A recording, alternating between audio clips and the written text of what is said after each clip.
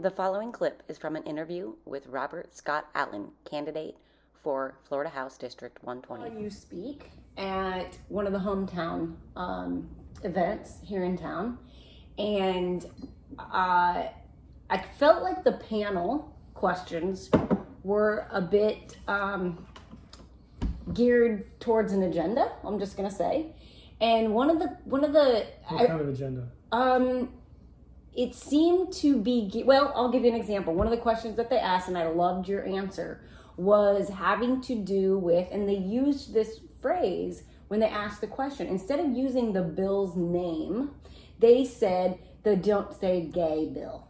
That to me right there showed their agenda. And I loved your answer because your answer actually turned it back on them and said, well, who thinks that? Who says that? Does this entire panel think that? So I wanted to give you an opportunity to talk to us, not just about that bill, but about kind of how some of these questions are formed when they're asked of you, mostly having to do with election integrity. Do you want to talk about that a little bit? How when we talk about election integrity, sometimes things are skewed a little bit when these questions are asked, and how they could do better asking questions like that, being a little more neutral, and then give us some thought about your election integrity type avenues that you want to approach. Okay, well, so those are two questions. One is about three. Well, most of the times I've spoken to, been asked questions by journalists. They have been from a what I call politically left-leaning perspective. I've noticed that. And so I've been, so when they ask a question, they ask it in a way that puts the Republican candidate on the defensive. And so personally, I don't think that's ethical. I agree, and it leads into how do you even answer that kind of question? Exactly. Right. Exactly. So that's kind of why we wanted to sit here today and get real answers with, I'm going to do my best to ask real questions and kind of play off of your answers also and see, if we can get some clarity. Well, I mean, they mentioned, they called it the Don't Say Gay bill, and my answer was, I said, called that by whom? Right. And which is, they had no answer for that. No, they actually skipped over you and decided Yes. not to let you finish answering. Yes. Yeah, I noticed that. Which is why I was curious to do this interview. Yeah, there was no follow-up question. Right. And I guess the reason I pull that into election integrity is because if we're going to sit on panels of people that are going to ask questions like that to me means they're going to favor the left side. And those answers are going to cater to them. So when we're sitting in these forums, where all candidates are welcome to be there, both Republican and Democrat, and we have questions already automatically going towards the left-leaning side, the audience that's generally there to learn, which is what I was there to do, you might get swayed by those kind of questions. So I don't want to see people, normal, regular people out there coming to events like that and watching questions be formed in a way like that make them lean towards maybe voting for those types of candidates that can answer those questions. Right? They can answer those questions with a lot of charge because those are the questions that are leaning more towards their type of left-leaning agenda.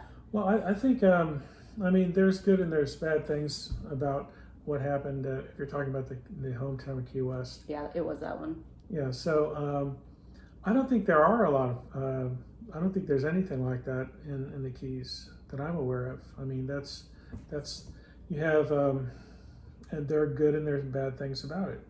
One of their questions was, do you believe that Joe Biden is a president? Right. In one word, yes or no. You're the only one that answered. No, I said that in one word. I thought they said in one word yes or no, and they put you guys on the spot, and you went ahead and answered with your one word. The other two candidates gave a long sort of sentence type answer, and they tiptoed around there. I'd have to go back and look at it. Yeah, they But tiptoed. I answered in one word. You did. Yes. You did. Should we tell the audience here what that No. one word was? No, it's They can go back and watch the hometown. well when you have a political party that has obstructed done everything possible to obstruct audits wherever an audit was threatened across state lines, Nationwide. I don't know how any American can honestly say that they believe that that Joe Biden is a president. And the question was a duly elected president. Okay. And Is that so what she said, that duly? is what she Okay. said. And No, I do not believe that he's. I do not believe No. he is either. And I think there's been so much fraud shown, proven. I mean, we did the 2000 Mules watch party, and I believe August 12th. What's today? We're coming up on this. That group that did 2000 Mules and True the Vote, they're doing another big event.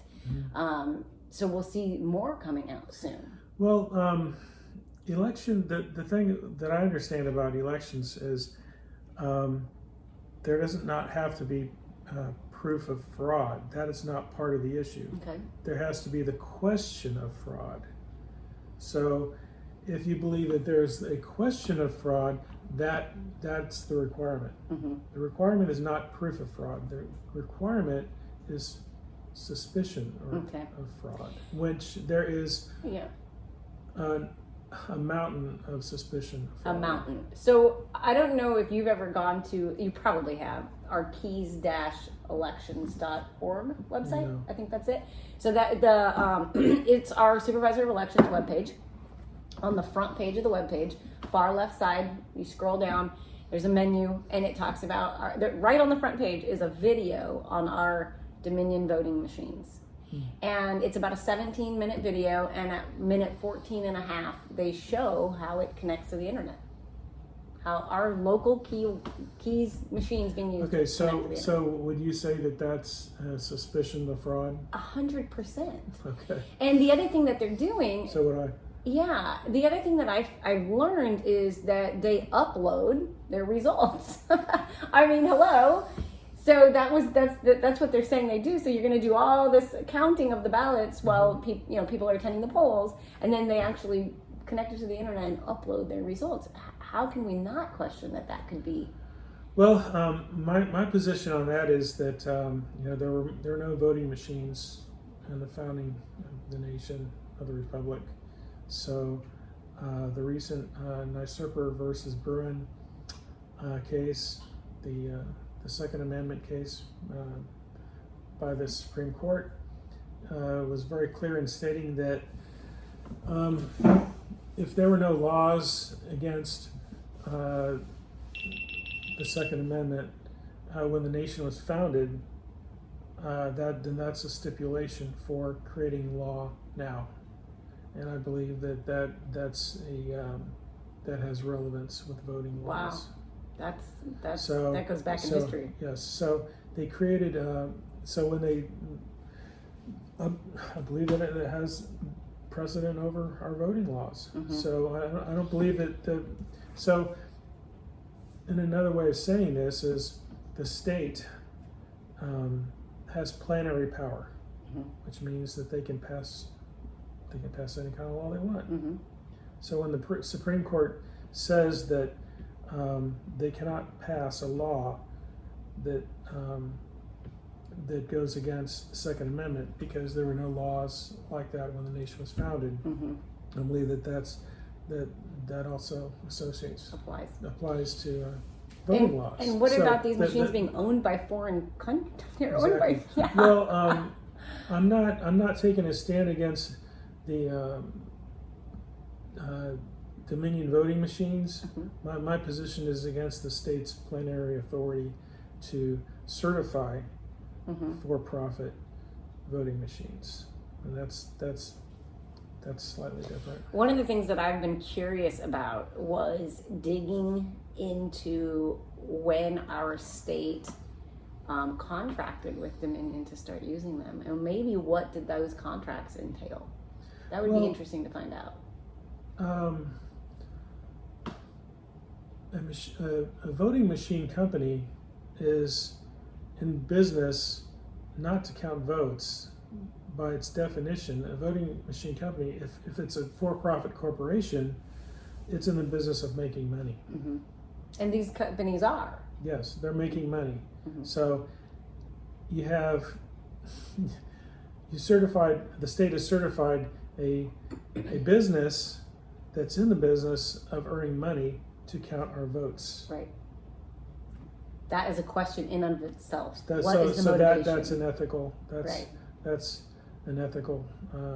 Right. Ethical